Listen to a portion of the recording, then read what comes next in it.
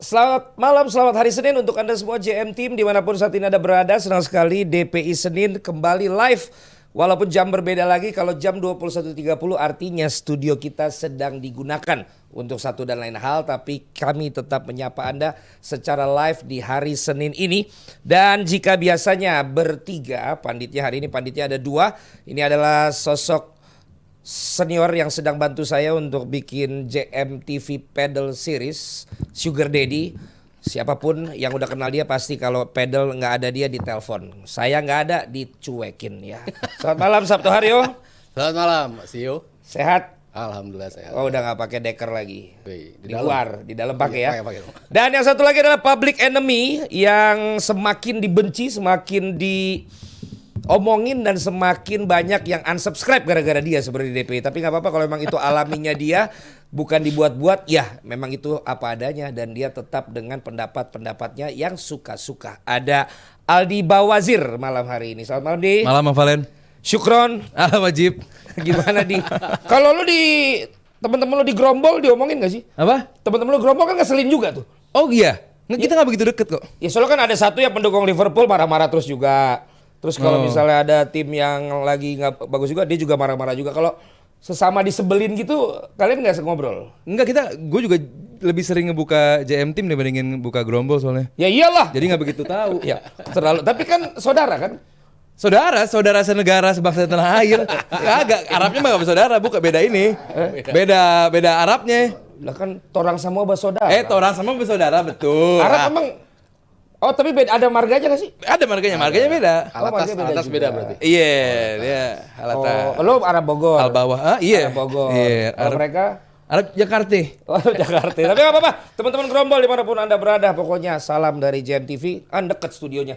Iya. Ada di Tebet juga. Di lantai bawahnya baru ada orang lain tuh di situ ya. Oke, kita malam hari ini akan ngobrol-ngobrol dari liga-liga Eropa ya. Di sini memang yang disiapkan ini pasti cuma Liga Inggris ini. Ya nanti kita lihat apakah kita bisa membahas liga yang lain. Tapi yang jelas kami mengucapkan selamat untuk Oki Rengga yang sudah menyelesaikan show spesialnya kemarin dengan judul Kenapa Marah. Nah itu kemarin yang udah nonton pokoknya keren, penampilannya keren. Kalau kami yang ada di sini ya biasa saja ya, hari-hari memang dia begitu. Tapi banyak yang jadi punchline ya, memang Oki Rengga top abis pokoknya cerita-ceritanya. Jadi nanti Oki juga ada di program bersama dengan kita. Tunggu aja program Oki Rengga yang semakin sibuk. Dan bentar lagi launching juga si Agak Lain yang kedua ya. Juga buat kalian semua dimanapun kalian ada. Gue juga sambil lihat monitor gue nih ya. Kalau kalian memang ada yang juga mau ada kasih komen dan lain-lain, ada admin yang sudah siap untuk merespon kalian. Sorry kalau gue tidak bisa langsung merespon kalian. Tapi kalau mau direspon, pesan Abrar sawer dulu supaya bisa kita bacakan pertanyaannya. 25.000 terima kasih, 50.000 dibacain namanya, 100.000 dibacain pertanyaannya ya. Di atas 100.000 dinyanyiin ya. Jadi itu apa yang dibuat oleh Abrar, bukan oleh saya ya. Oke, kita lanjut dulu, ini menuju ke Barcelona dulu Mas Aryo dan juga Aldi. Karena katanya kemarin gue bilang bahwa Rashford bisa konsisten apa enggak gitu loh dengan gol yang diciptakan menghadapi Newcastle. Harus dilihat lagi di pertandingan berikutnya gitu. Kemarin katanya Abrar dia kasih 1 assist yang gue lihat juga hampir golin juga 2 kali gitu loh. Gimana teman-teman melihat Rashford di 2, dan dia nggak dari awal ya kemarin? Enggak. Ya kan? Ya, kemarin kan yang jadi poin gua adalah pelatihnya siapa dulu nih yang bisa ngebuat dia konsisten apa enggak sepanjang musim. Itu kan yang dipertanyakan oleh Rizal ya kemarin, bilang kayaknya nggak bakal konsisten ini bocah gitu. Cuman gue bilang siapa dulu nih yang latih Hansi Flick. Gue yakin ini pemain bisa lebih panjang dalam mengatur konsistensi. Ya. Buktinya apa? Dia nggak dimasukin ke line up. Karena apa? Karena dia telat datang. Itu kan suatu bukti lagi nih bahwa siapapun pemain yang baru tampil luar biasa bagus pas lawan Newcastle, kalau lo terlambat datang, ya lo nggak akan gue mainin pada starting 11. Rafinya pernah kena seperti itu, Lamine Yamal pernah kena seperti itu, Araujo, hampir semua pemain pernah kena lah, dimarahin sama si Hansi Flick dan tidak dimasukin di line up. Makanya kenapa kita lihat begitu dinamis rotasi di starting 11-nya, salah satunya ya karena kebijakan keras dari Hansi Flick itu. Dan itu yang membuat para pemain bisa nunjukin ketika lo dipercaya masuk, dalam hal ini Rashford, dia masuk sebagai cadangan, tapi bisa meneruskan apa yang dia berikan ketika lawan Newcastle. Memang bukan berupa gol. Tadi Valen bilang sempat hampir ada 2 kesempatan tapi ditepis oleh kiper dari Getafe pada saat itu. Tapi dia memberikan assist yang luar biasa buat Dani Olmo. Jadi gue bilang ini pemain akan memberikan kontribusi entah itu gol entah itu assist dalam beberapa laga ke depan Barcelona nih. Gue cukup yakin karena yang megang dia itu Hansi Flick dan dia udah nunjukin kemampuan dia dalam berlari, dalam bantu pertahanan, dalam jemput bola ke belakang, hal-hal yang jarang gue lihat ketika dia main berseragam Manchester United itu. Makanya Tapi ini kan lawannya Getafe di ya maksudnya siapapun bisa kali gitu. Ya, Getafe itu berat loh. Kalau di La Liga tuh tim yang paling ngeselin menurut pelatih-pelatih di La Liga itu Getafe karena mereka tampil dengan defense yang cukup rapi, build up-nya juga lumayan rapi, tapi yang penting adalah mereka kadang-kadang kayak nggak mau bermain dengan pendekatan yang begitu defensif. Makanya tidak mudah untuk bisa mencetak gol.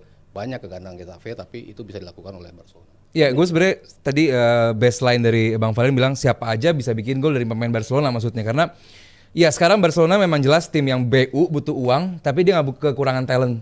Dia nggak kekurangan talenta. Dia siapapun yang dimainkan bisa menunjukkan performa terbaiknya gitu. Dan kepindahan atau sekarang spell Rashford di Barcelona itu sebenarnya harusnya disyukuri besar-besaran oleh Rashford gitu. Mungkin ini bisa menjadi turning point dari karir seorang Rashford. Ini sangat besar kemungkinan. Namun lagi-lagi dia melakukan hal yang pernah dilakukannya dulu di Manchester United gitu. Bahwa lu nggak bisa telat. Lu nggak bisa telat apalagi di tim dengan pelatih sedisiplin ini gitu. Pelatih yang terkenal dengan kedisiplinannya dan sebagus apapun lu bermain di fixture sebelumnya saat lu telat ini menunjukkan lu nggak respect bukan sama diri lu sendiri, tapi lu nggak respect sama rekan tim lu nggak respect sama pelatih lu dan itu menunjukkan bahwa ya siapapun apapun apalagi cuma sekedar Rashford gitu ya, pemain yang belum bisa memberikan apapun sebanyak pemain seperti Rafinha atau Lamine Yamal bagi Barcelona, ini unacceptable buat gua. Kalau lihat dari apa yang terjadi kemarin, menurut gue sih sebenarnya kreditnya ke Olmo sama Ferran Torres karena penampilan mereka benar-benar ngacak-ngacak Getafe yang Mas Aryo bilang tadi sebenarnya ngeselin, tapi kemarin sih kalau lihat highlight 8 menitnya ya, karena gue nggak lihat pertandingan ya, gue lihat highlight 8 menitnya itu ya kacak-kacak sebenarnya, bahkan mungkin bisa lebih banyak gol lagi. Dan Olmo dan Ferran Torres kemarin punya kesempatan presisi banget di tengah hujan, tapi bisa menyelesaikan seperti itu gitu loh. Tapi malah beritanya Rashford lagi. Iya, karena kan emang posisinya Ferran itu biasanya diisi oleh Rashford di sisi kiri, lalu posisi Olmo biasa diisi oleh Fermin Lopez. Jadi memang dua pemain yang bukan projection utama juga di starting line up, tapi ketika dimainin itu dua-duanya tampil selalu konsisten. Terutama Ferran Torres ya, yang gue pernah ngomong juga di DPI, bahwa ini pemain punya konversi antara menit dan juga gol yang dia ciptakan. Itu setiap dikasih kesempatan main, dia selalu bisa cetak gol gitu. Makanya kadang-kadang orang bilang, jangan pakai dia dah, jangan pakai Lewandowski lah, pakai dia aja. Banyak yang bilang seperti itu gitu. Cuman kadang-kadang ketika dia menjadi starter, emang dia nggak semulus ketika dia jadi pemain pengganti gitu ya di beberapa kesempatan gitu. Tapi ya kalau ngelihat poin yang diberikan, Ferran dapat 9,5, Olmo dapat 9, ya ini nunjukin emang siapapun pemain yang main buat Barcelona dikasih kesempatan dua-duanya bisa perform gitu. Dan dalam hal ini kesempatannya lagi datang buat Ferran sama buat Olmo. Gue menarik tadi yang lo mengamini Mas Haryo mungkin ya, karena Mas Haryo bilang siapa dulu yang latih gitu loh, terus lo bilang kalau telat nggak bisa nih kalau Hansi Flick. Tapi kalau pelatih cuma ngurusin masalah telat doang kan nggak spesial-spesial amat maksudnya. Emang seberapa hebatnya Hansi Flick sampai seorang Mas Haryo bisa bilang siapa dulu pelatihnya gitu. Berarti siapapun yang megang Rashford kemarin gagal kan di bawahnya Hansi Flick. Iya, tadi sempat ada tulisannya tuh. Ngeri sih itu Ten Hag juga gitu di MU, modelannya galak gitu. Galak tapi lu bisa meracik sesuatu yang akhirnya bisa terdeliver di lapangan nggak? Itu kan yang nggak bisa dilakukan oleh Ten Hag. Dia cuman yang gue nggak suka sama dia, gue singkirin. Ini kayaknya aneh-aneh, gue singkirin. Tapi setelah lo menyingkirkan mereka, apa yang bisa lakukan dengan tim ini? Nah itu kan gue nggak lihat di Ten Hag. Tapi Hansi Flick bisa gitu kan. Waktu itu gue pernah cerita juga di sini. Ketika baru datang gue bilang, pemain-pemain senior lo ntar dulu lo.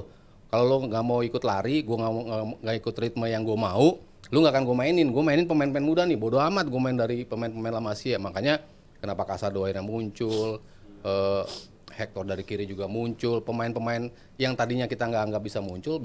Lah itu kan ditunjukkan sama Hansi Flick. Disiplinnya ada, tapi apa yang dia tunjukin di lapangan bersama pemain-pemain pilihannya pun terdeliver gitu. Beda sama Ten Hag. Ten Hag kan mungkin galak, tapi lu nggak bisa deliver di lapangan ya buat apa? Galaknya itu kan nggak berguna menurut gue sih gitu. Ya walaupun ya sedikit buang-buang waktu ya kita bahas Ten Hag juga di sini gitu. Maksudnya kayak Nggak usah, makanya Nggak, Eh, gua nggak- bilang nggak- tadi nggak- ada tulisannya. maksud gua yang tadi tulis itu adalah kalau Ten Hag nggak punya opsi lain.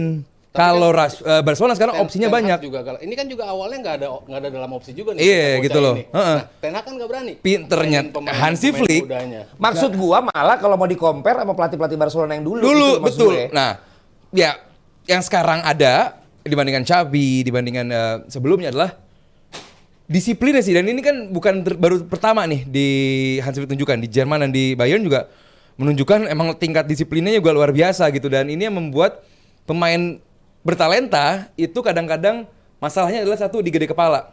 Bahwa gua udah pernah bla bla bla bla bla. Nah, perlu ada pelatih yang membuat dan juga menampar fakta bahwa hey, lu bukan siapa-siapa di tim ini gitu. Dan ini awal musim atau akhir musim lalu Mas Heri juga udah sempat ngomong bahwa beruntungnya Barcelona justru bukan punya seorang strategis seperti Hansi Flick, tapi seorang yang bisa menjadi coach, bisa menjadi hey, you're nothing, tapi kalau lu kerja keras dan itu lu akan menjadi bagian dari tim ini. Terbukti sekarang sebenarnya bisa menjadi contoh utama sebenarnya bukan Rashford, justru Ferran Torres.